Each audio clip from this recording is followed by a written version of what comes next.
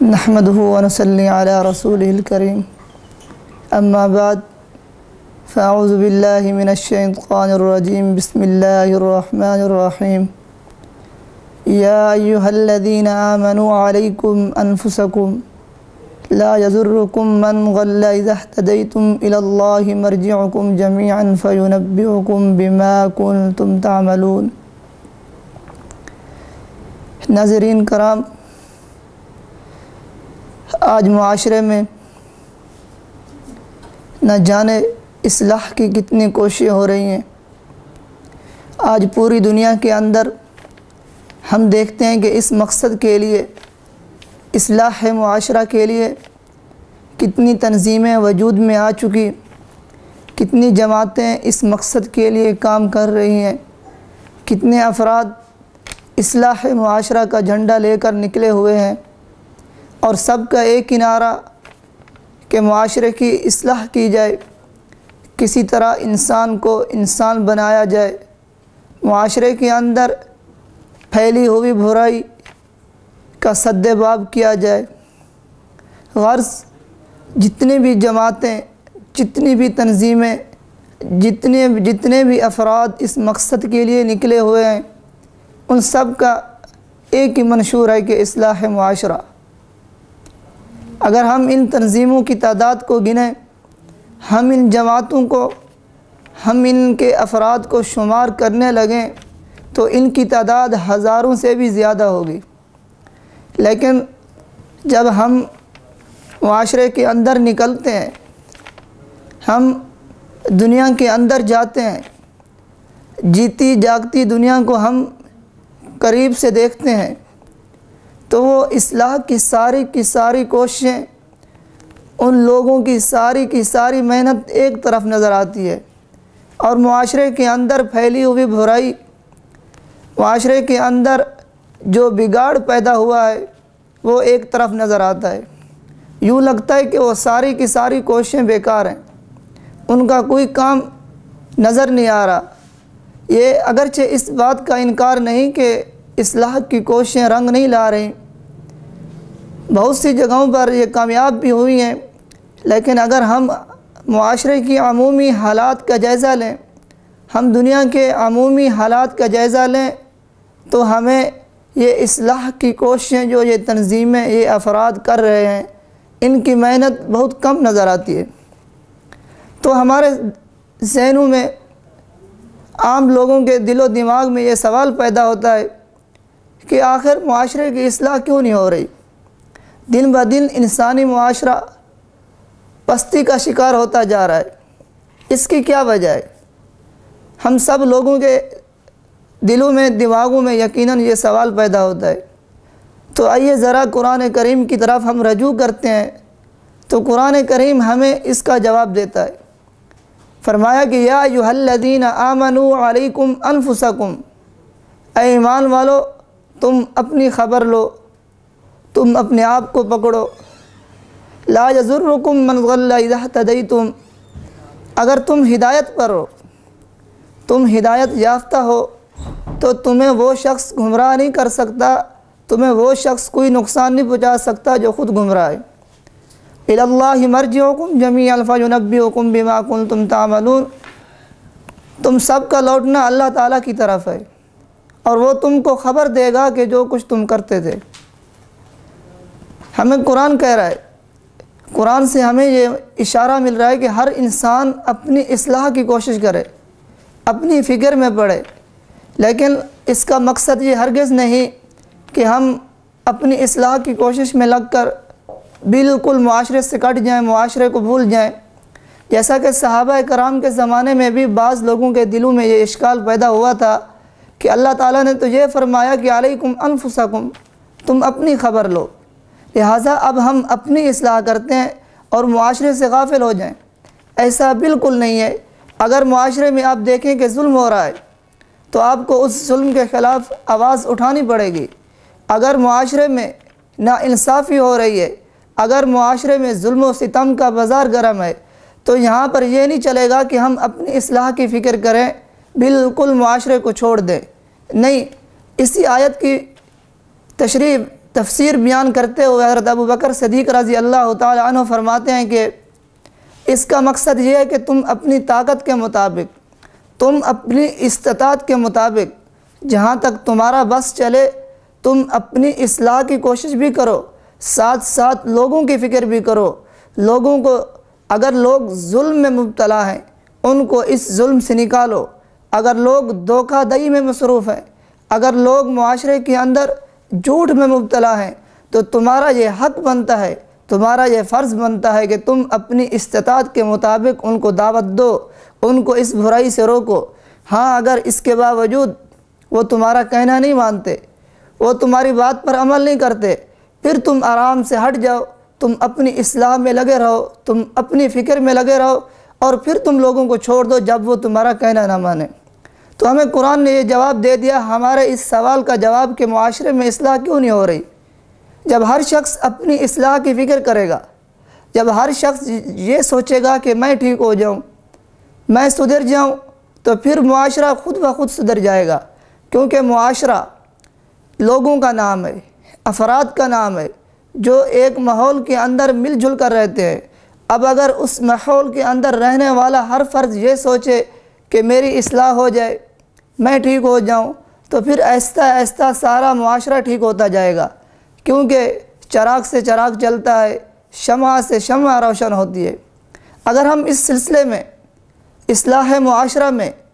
آپ صلی اللہ علیہ وسلم کا طرز عمل دیکھیں، صحابہ کی زندگیوں کا نمونہ کریں، تو ہمیں وہاں پر بھی قرآن کی آیت واضح نظر آئے گی۔ اس کا گویا مصداق آپ صلی اللہ علیہ وسلم تھے، آپ کے صحابہ تھے، وہ خود پہلے اپنی اصلاح کی کوشش کرتے تھے، پھر آگے جا کر معاشرے کے اندر معاشرے کی اصلاح میں لگ جاتے تھے۔ آپ صلی اللہ علیہ وسلم، اگر ہم ان کی زندگی کا نمونہ، اگر ہم ان کی زندگی کے نمونے کو دیکھیں، ہم ان کی زندگی کا جائزہ لیں، تو آپ صلی اللہ علیہ وسلم نے اپنے صحابہ کو، اپنی امت کو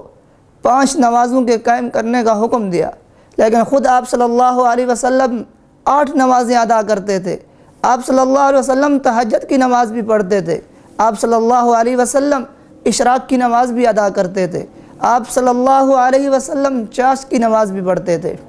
اسی طرح آپ صلی اللہ علیہ وسلم نے اپنے صحابہ کو حکم دیا کہ رمضان کے روزے رکھو، اس کے علاوہ کسی پر یہ حکم نہیں دیا اور روزے بھی رکھو۔ لیکن اگر ہم خود آپ صلی اللہ علیہ وسلم کو دیکھیں تو آپ صلی اللہ علیہ وسلم ہر ماہ کے 3 روزے رکھتے تھے۔ اسی طرح ایک واقعہ ہے کہ آپ صلی اللہ علیہ وسلم اپنے مصلی پر تشریف لا چکے تھے، صحابہ نے نماز کے لیے صفیں بھی باندھ لی تھیں، آپ صلی اللہ علیہ وسلم فوراً پیچھے ہٹ گئے، اپنے گھر چلے گئے۔ تھوڑی دیر کے بعد گھر سے تشریف لائے، نماز کے بعد صحابہ نے آپ صلی اللہ علیہ وسلم سے پوچھا کہ یا رسول اللہ، آج آپ نے معمول کے خلاف کیا، پہلے تو آپ نے کبھی ایسا نہیں کیا۔ آپ صلی اللہ علیہ وسلم نے مسکرا کر جواب دیا کہ دراصل بات یہ ہے کہ میرے گھر کے اندر میرے پاس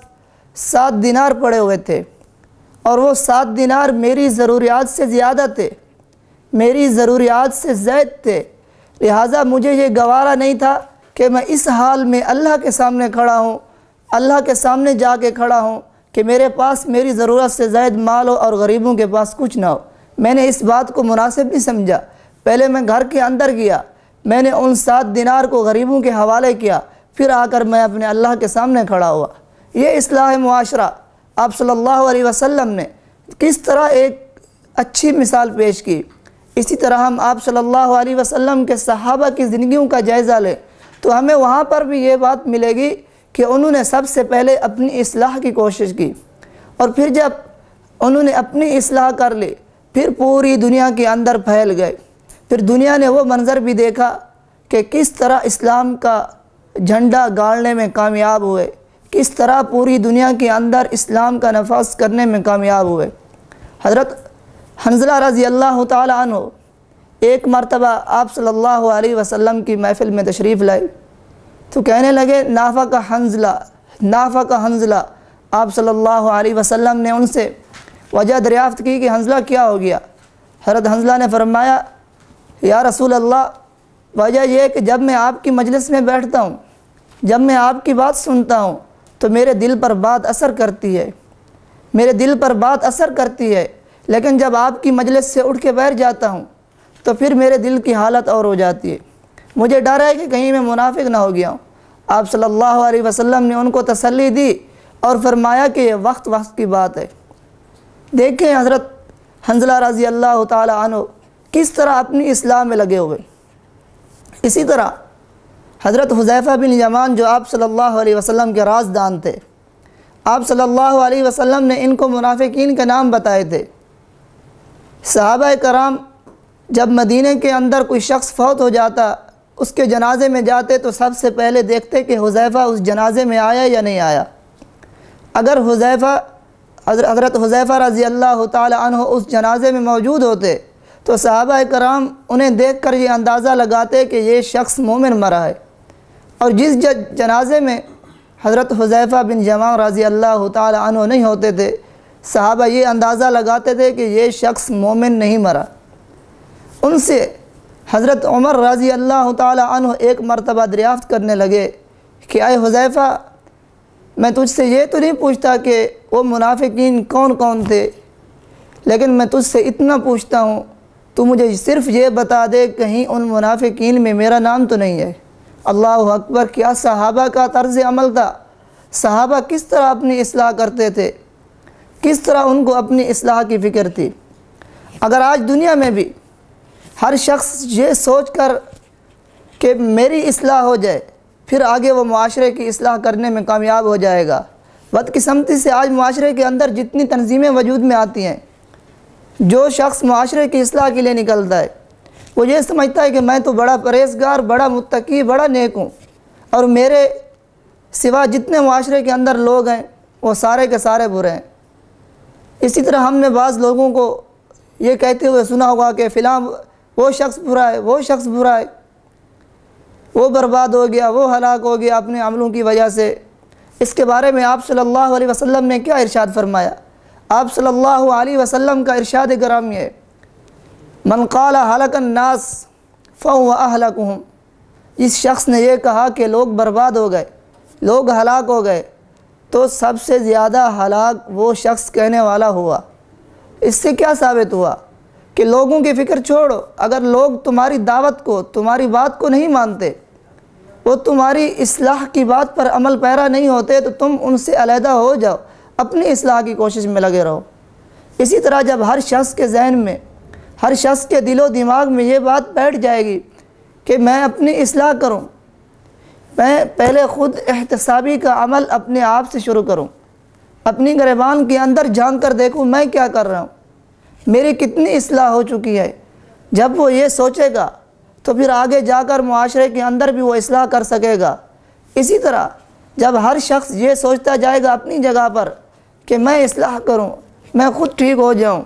میری اصلاح ہو جائے، جب یہ ہر شخص اپنی اصلاح کی فکر میں لگا رہے گا، اسی طرح اپنی اصلاح کی کوشش کرتا جائے گا، تو پھر معاشرہ جس طرح افراد سے بنتا ہے، جب ہر فرد یہ سوچنے لگے گا کہ میں ٹھیک ہو جاؤں، میری اصلاح ہو جائے، تو پھر معاشرہ خود بخود سدھر جائے گا۔ اللہ تعالیٰ سے دعا ہے کہ اللہ تعالیٰ ہمیں اپنی اصلاح کرنے کی توفیق عطا فرمائے اور معاشرے کے اندر پھیلی ہوئی برائیوں کو ختم کرنے کی توفیق عطا فرمائے۔ وآخر دعوانا ان الحمد للہ رب العالمین۔